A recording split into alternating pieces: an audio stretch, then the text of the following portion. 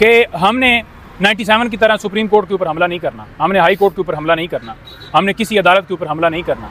हमने कानूनी रास्ता इख्तियार करना है और कानूनी तौर पर अदालतों को का दरवाज़ा खटखटाना है और इनसे इस्तदा करनी है, इनसे मुतालबा करना है कि इमरान खान साहब को इंसाफ दिया जाए। दूसरी तरफ एक मुजरम को बाकायदा तौर पर प्रोटोकॉल दिया जा रहा है, ज़मानतें उसकी दी जा रही हैं। उसकी देखें, मैं ये समझ रहा हूँ कि उसका स्टेटस कैसे चेंज हो गया। जब उसको अदालत ने बाकायदा तौर पर सज़ा सुनाई है और वहाँ पर वो बेल के ऊपर था, बाहर बैठी हुई उसका स्टेटस भी चेंज हो गया। अभी भी उसकी पहले तो अपील आपने दायर करनी है, अपील आगे जो है वो एक्सेप्ट होगी, वो आगे आपकी सज़ा नोटिस होंगे, सज़ा सस्पेंड होगी, उस वक्त तक तो आपने जेल में जाना है। और अगर ये नवाज शरीफ जेल में जाता तो आज लोग इसे कहते PMLN वाले जो इसका टोला है कि यार हमारा लीडर जो है वो बिल्कुल उसने अदालतों को फेस किया और कानून की पासदारी की है। प्रोटोकॉल दिए जा रहे हैं, दरवाजे खुल रहे हैं। वही इमरान खान साहब थे जब हमला हुआ था और उनको कहा जाता था कि वो दरवाजे के बाहर उतरें और वो बाकायदा तौर पर व्हील चेयर के ऊपर जो है अदालत में पेश होते थे और उन्होंने हमेशा कानून का एहतराम किया। यहाँ पर ये इन्होंने कानून को तोड़ा है, आइन को तोड़ा है, इन्होंने आवाम के साथ धोखा किया है, 50 रुपये का इस्टाम देकर कौम के साथ तीसरी दफ़ा, अब चौथी दफ़ा ये करना चाहते हैं, लेकिन आवाम जान चुकी है। अच्छा, 26 अक्टूबर को नवाज शरीफ साहब की ज़मानत होते हुए देख रहे हैं? देखिए, मैं तो ये देख रहा हूँ कि इनका दिल ये है कि कल ही उसे वज़ीर आज़म बना दिया जाए, लेकिन ऐसा मुमकिन नहीं है। वोट की ताकत से उसे आना पड़ेगा। वोट इमरान खान का है, फ्री एंड फेयर इलेक्शन करवाने चाहिए। निगरान हुकूमत का काम है इलेक्शन करवाना। इलेक्शन कंडक्ट करवाने के हवाले से तमाम पार्टियों को बाकायदा तौर पर प्रोटेस्ट करना चाहिए और बाकायदा तौर पर इलेक्शन कमीशन को कहना चाहिए कि वो इसके ऊपर साफ शफाफ इलेक्शन करवाएं। ये जो प्रोग्राम है ना धांधली वाला, ये कोई चलने वाला है ना, कोई चलने देगा। और दूसरे नंबर पर इमरान खान साहब से कल मिलने के हवाले से हमने दरख्वास्त दी थी और कल खान साहब से मुलाकात की हमें इजाज़त मिल गई है।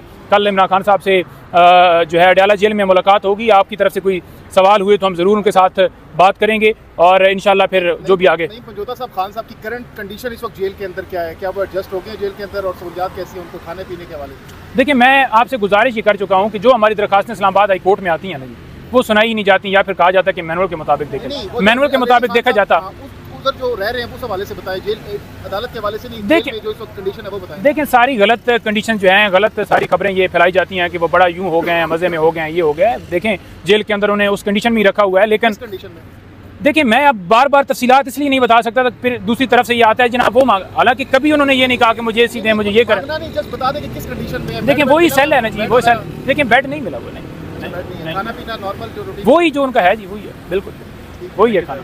यानी ये कोई तरीका नहीं होता।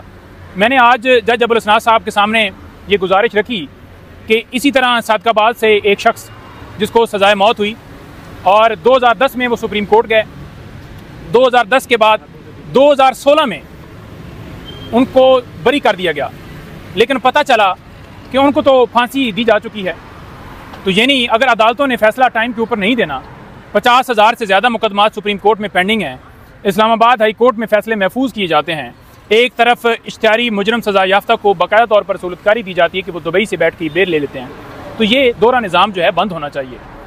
तोशाखाना अलकादर ट्रस्ट केस के अंदर हमने ज़मानतों की बहाली के हवाले से इस्तदा की थी अदालत से, लेकिन हैरान है कि हर दफ़ा एक तो नैब जो है वो ढिठाई की तरह आकर कंटेस्ट शुरू कर देता है, दूसरी तरफ जब नवाज शरीफ ने पेश होना होता है तो वो पाँव में लेट जाता है और जाकर कहता है कि हमें कोई इतराज़ नहीं है, इनकी ज़मानत आगे एक्सटेंड कर दी जाए। और दूसरी तरफ जब इमरान खान का मुकदमा होता है तो यही नैब आकर बाकायदा तौर पर कंटेस्ट करता है और आज उन्होंने कंटेस्ट किया। अदालत आज उन्होंने इस मुकदमे को नए बेंच, यानी कि जो अगला बेंच जिसने पहले इस केस के अंदर यानी कि दीगर जो दरखास्तें थीं जो इमरान खान साहब की बहाल हुई, जिन्होंने समाअत की, उनके सामने ये मामला भी रखने की अदालत ने डायरेक्शन दी है और ये कहा है कि 6 तारीख को जहांगीरी साहब आ रहे हैं, तो लिहाजा उसी दिन ही ये मामला जो है दोबारा उनके सामने रखा जाएगा और टेकअप किया जाएगा। देखिए बात यह है कि नैब कहती है कि वारंट गिरफ्तारी मौजूद हैं, लेकिन अगर दलाइल उनके पास है ही नहीं कि वो कोई ऐसा जो है लीगल दलाइल दें। उन्होंने ये कहा जी कि मुंबई कोई अदालत है उसका कोई हवाला दिया, और दूसरे नंबर पर कहते हैं कि इमरान खान को हमने गिरफ्तार नहीं किया, वारंट निकाले हुए हैं। अब अदालत ने यह कहा कि जब सुप्रीम कोर्ट के फैसले मौजूद हैं रिकॉर्ड के ऊपर, तो आप एक मुकदमे में अगर बंदा गिरफ्तार है तो जितने दीगर मुकदमात उसके ऊपर दर्ज हो गए, तमाम मुकदमात में वो तस्वर किया जाएगा कि वो उसकी गिरफ्तारी है। तो आपने गिरफ्तारी जो है वो क्यों नहीं की? वो तो गिरफ्तार समझा जाएगा। आगे से नैब जो है उसके पास तो जवाब नहीं था।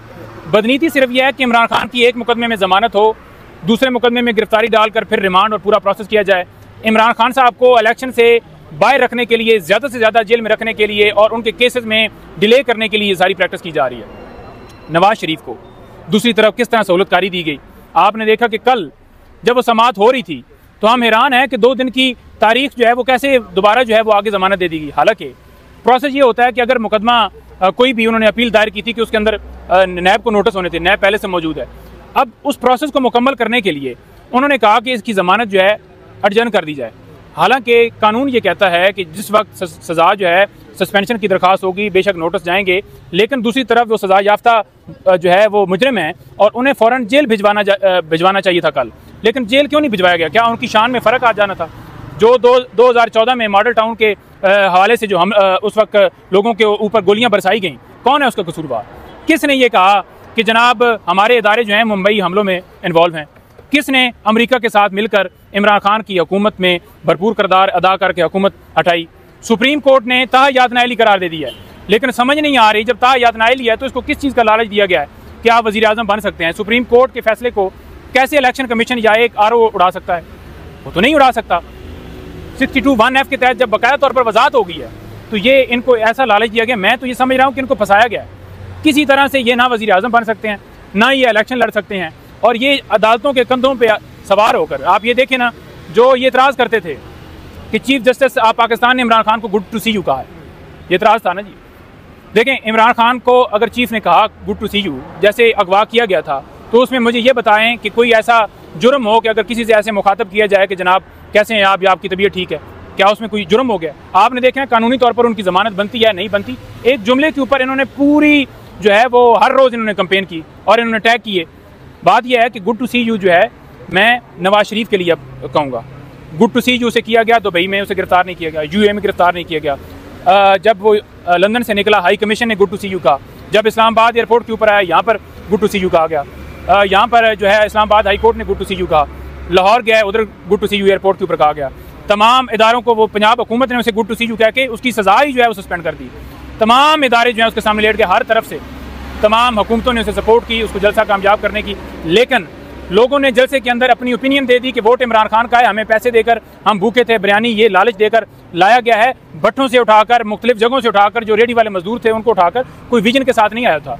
विजन के साथ लोग इमरान खान के साथ खड़े हैं और उसी को वोट देंगे और वही कामयाब होगा। किसी की गलतफहमी है कि किसी का इमेज जो है वो डेवलप करके लोगों के अंदर एक अच्छा रेप्यूट बनाकर कि जनाब अब आवाम जो है उसके साथ खड़ी हो गई है, या पूरा दिन मीडिया के ऊपर सिर्फ हेलीकॉप्टर की तस्वीरें दिखाकर ये समझते हैं कि लोगों के ऊपर नवाज शरीफ का जो है वो असर आ जाएगा, तो ऐसी बात नहीं है। इनके अकाउंट देख लें, नीचे गो नवाज गो है, इमरान खान जिंदाबाद के नारे लगते हैं।